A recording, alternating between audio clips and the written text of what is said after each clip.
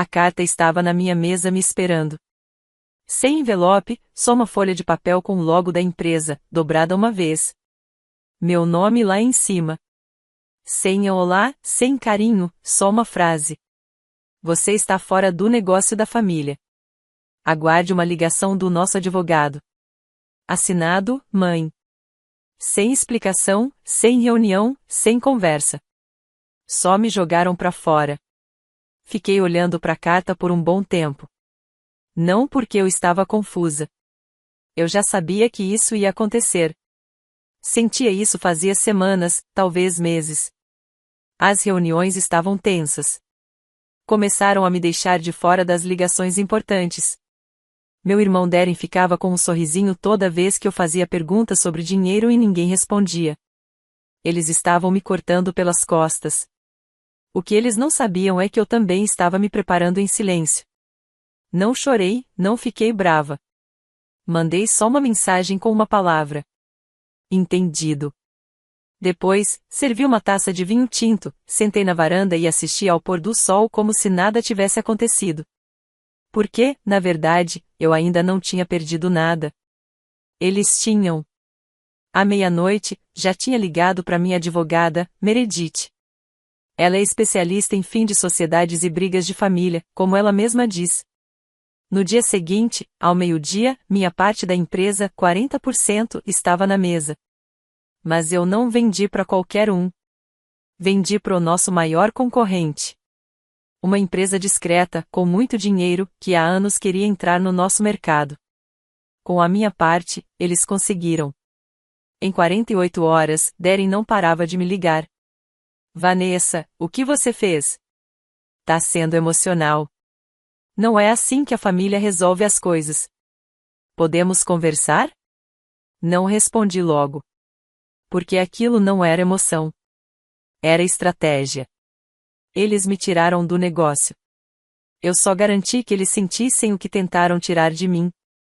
E o que minha mãe não sabia, ninguém sabia, é que eu tinha provas. Notas, mensagens, gravações. Minha versão de como essa empresa foi construída de verdade. Agora que não tinha mais nada para proteger, eu também não ia embora. Eu ia passar por cima. Essa empresa era para ser o nosso legado. Começou na garagem da minha mãe.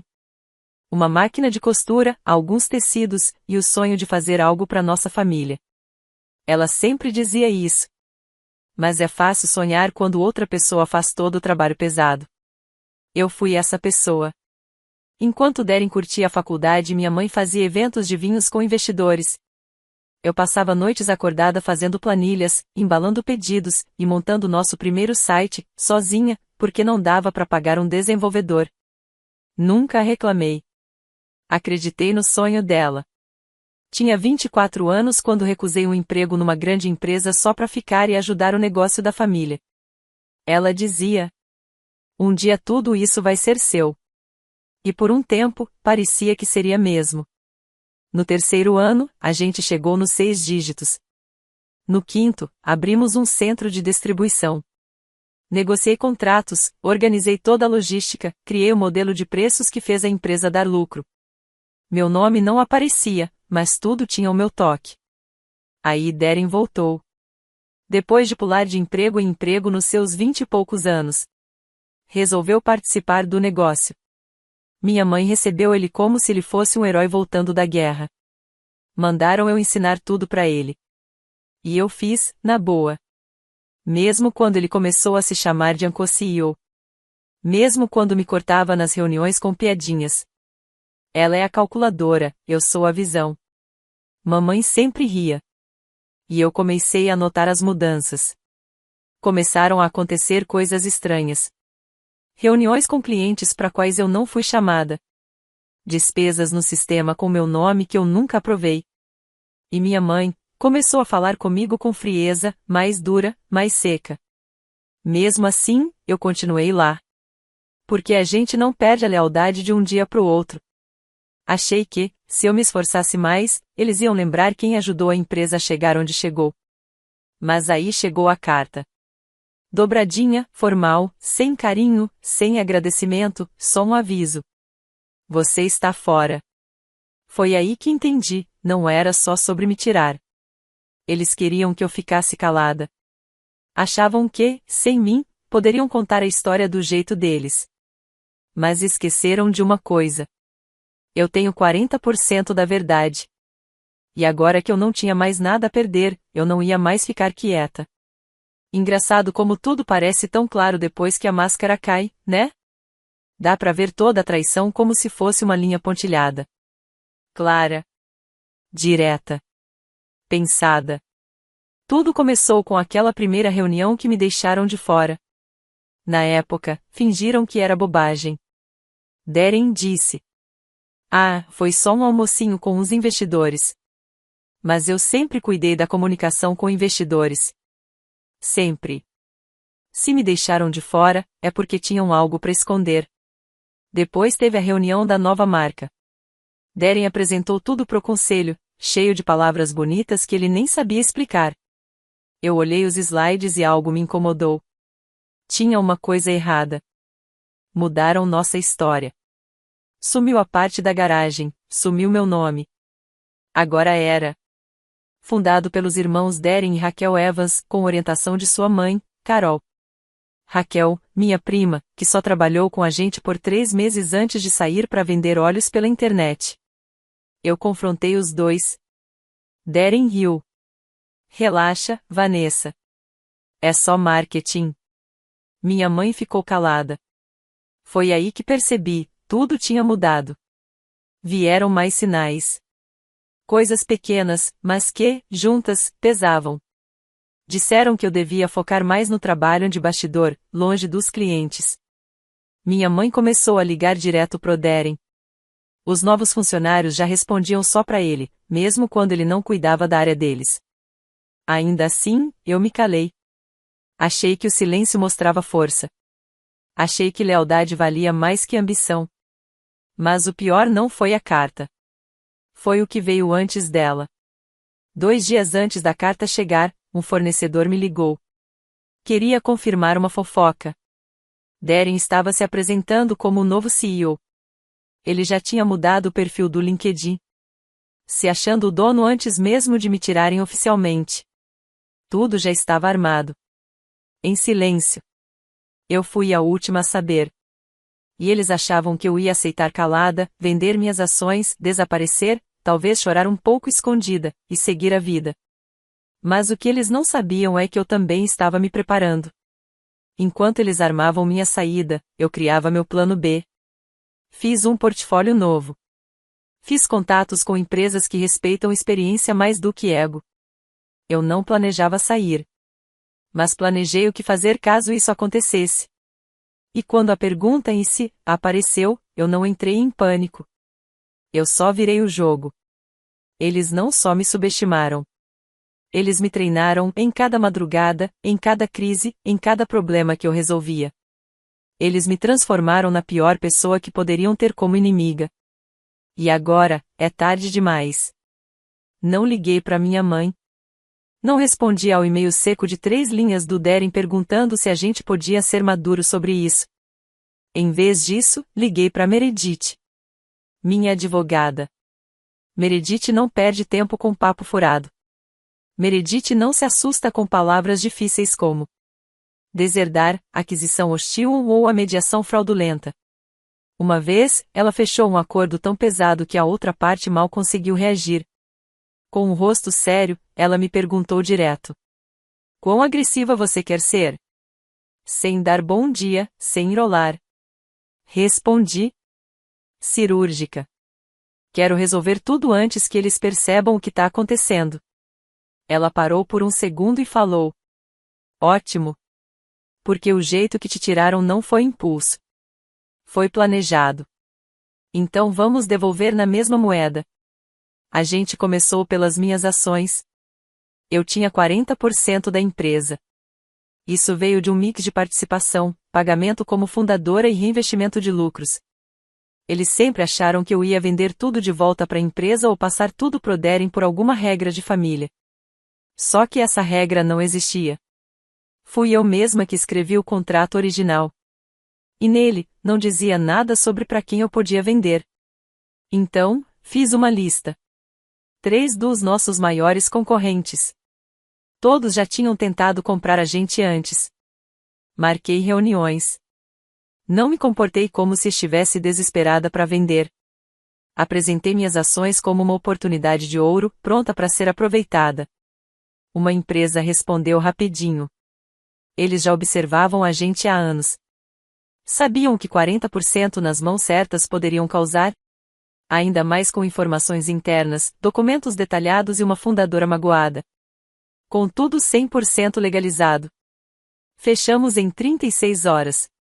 Pagamento em dinheiro, valor total, sem perguntas.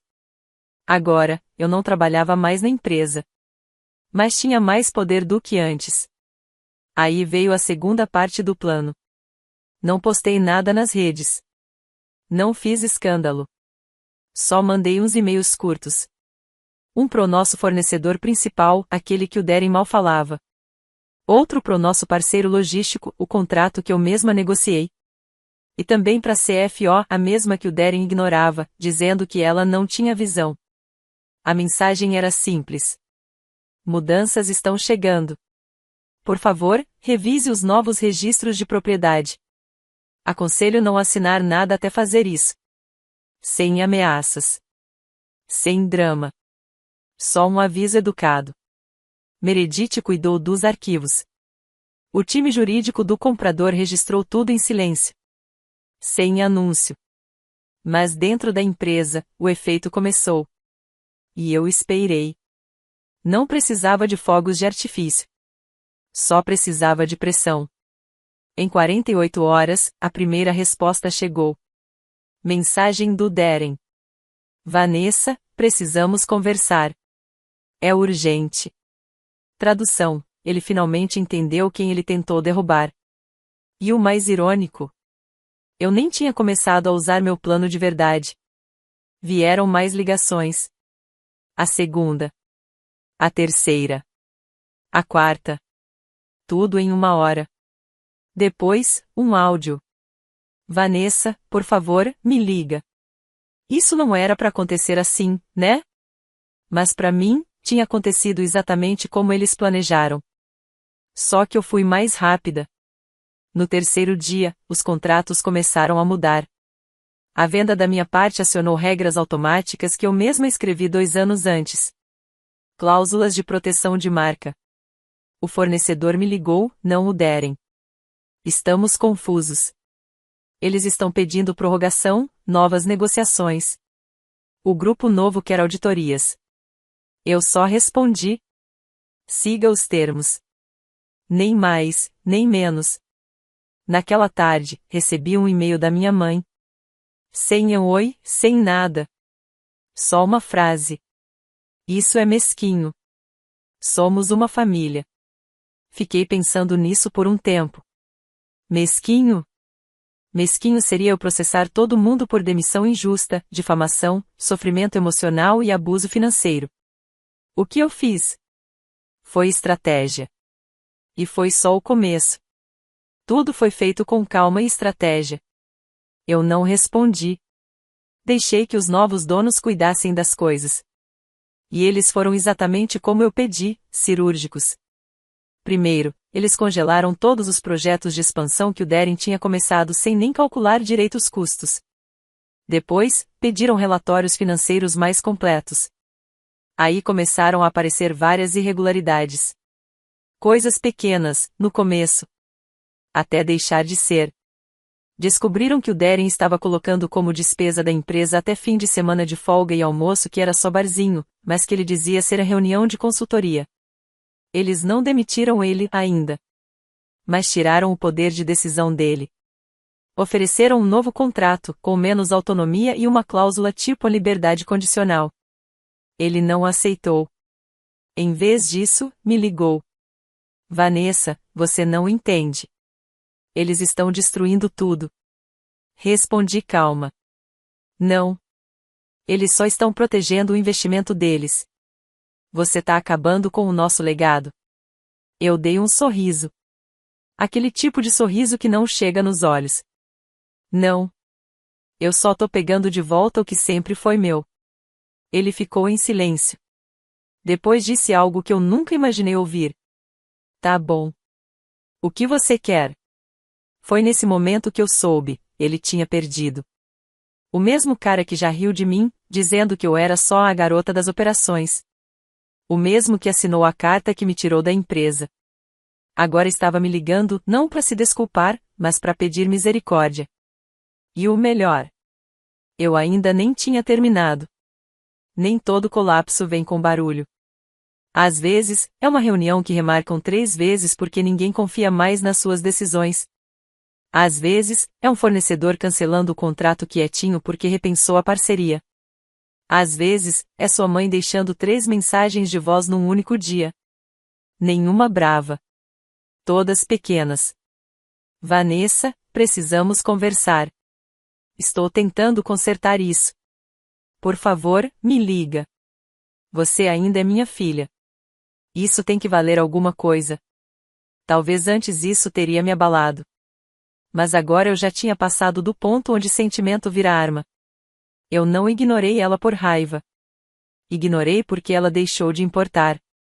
Também ouvi falar da Raquel. A prima que tentaram colocar como a fundadora no lugar do meu nome. Ela postou algo vago no LinkedIn. O verdadeiro sucesso não se rouba. Os líderes de verdade não entram em pânico. #resiliência, #gratidão. Um textão cheio de indiretas. Mas não fazia diferença. Enquanto eles tentavam salvar a imagem, os novos donos estavam focados em resultados. O investidor que comprou minha parte foi direto ao ponto.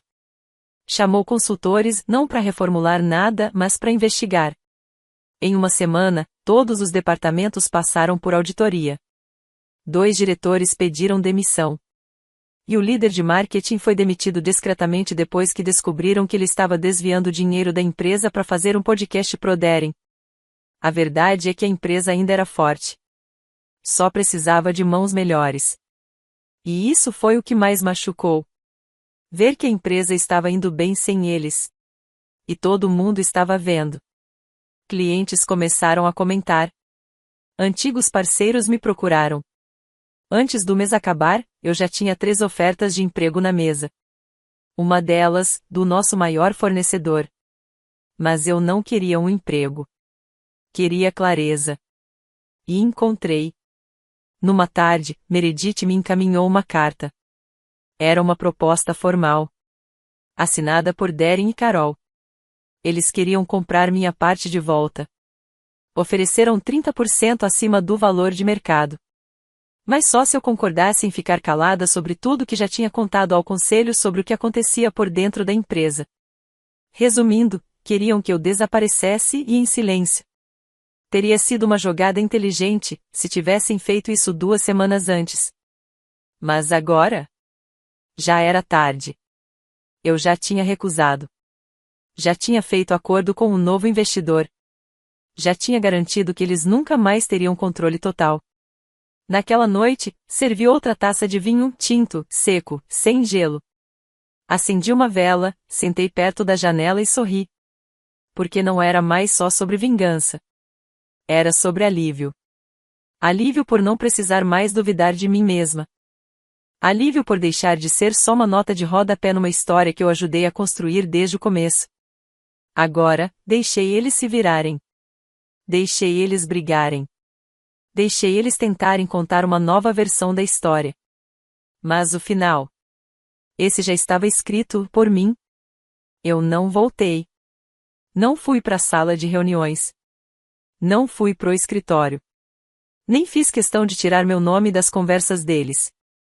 Porque eu não queria mais sentar numa mesa que eu mesma ajudei a construir só para ser mandada ficar de canto. Em vez disso, construí a minha própria mesa. No começo, era só uma ideia pequena. Um rascunho num caderno velho. Uma vontade escondida que começou a crescer. Dei o nome de Second Founders, uma consultoria jurídica e estratégica para mulheres que estavam sendo tiradas de suas próprias startups. Mulheres como eu. E, para minha surpresa, não eram poucas. Semanas depois que anunciei a ideia, minha caixa de entrada estava lotada. Cofundadoras abandonadas pelos maridos logo depois da primeira rodada de investimento. Filhas ignoradas pelos irmãos nos negócios da família. Mulheres inteligentes, quietas, só esperando alguém dizer: "Você não tá louca. Você só tá sendo apagada." E eu contei a elas o que aprendi do jeito mais difícil. Você não é sensível demais. Você é atenta. Você não tá exagerando. Você tá percebendo. E você não é dramática. Você é perigosa quando para de se desculpar. O primeiro workshop esgotou rapidinho. No segundo mês, eu já tinha 5 clientes pagantes e uma lista de espera. Contratei uma ex-paralegal que virou minha estrategista. Fui destaque num boletim para pequenas empresas. A manchete dizia: "A mulher que tentaram apagar acabou de criar um caminho para todas nós." Evan, meu ex de anos atrás, me mandou um e-mail depois de ler. "Orgulhoso de você. Sempre soube que você faria algo grande." Eu não respondi. Não por raiva. Mas porque eu não precisava mais de validação de quem só aparece depois da vitória. Fiz as pazes com muita coisa. Parei de checar quanto valem as ações da empresa da família. Parei de reler aquela carta que começou tudo isso. Parei de me perguntar o que teria acontecido se eu tivesse ficado quieta. Porque, para ser sincera, eu até teria sobrevivido. Mas não teria vivido de verdade. Hoje, eu falo em eventos. Já fiquei no fundo da sala. Agora, sou mentora de fundadoras que me lembram quem eu era. Mais jovens, mais corajosas, cheias de energia e sem paciência para esperar permissão. E nos domingos, vou na feirinha perto dos girassóis. Depois, sento na janela com minha taça de vinho tinto, seco, sem gelo. Não é nada dramático. Nem de filme. Mas é meu. É a vida que construí quando parei de tentar segurar algo que nunca deveria ter implorado para manter. A vitória não foi fazer eles se arrependerem por me deixarem de lado. A vitória foi perceber que, na real, eu nunca precisei deles para começar. É engraçado. O silêncio que vem depois da explosão é diferente. Não é aquele silêncio vazio de quando você é deixada de lado, esse eu já conhecia bem. É o silêncio depois da tempestade. Quando tudo para. E você percebe que ainda está de pé. Que tudo que caiu atrás de você não era sua base. Era só entulho. Faz quase 1 ano desde a carta. Sem processos. Sem ofertas novas. Sem pedido de desculpa. Só distância. Nunca mais ouvi nada da minha mãe. Nem uma mensagem de alguém por ela. Nem no meu aniversário. Aquilo doía, o espaço onde ela deveria estar. Mas a dor sumiu devagar. Como um roxo no corpo que você para de perceber. Porque, com o tempo, parei de tentar me encaixar na ideia de filha que ela queria. E comecei a virar a mulher que eu realmente sou.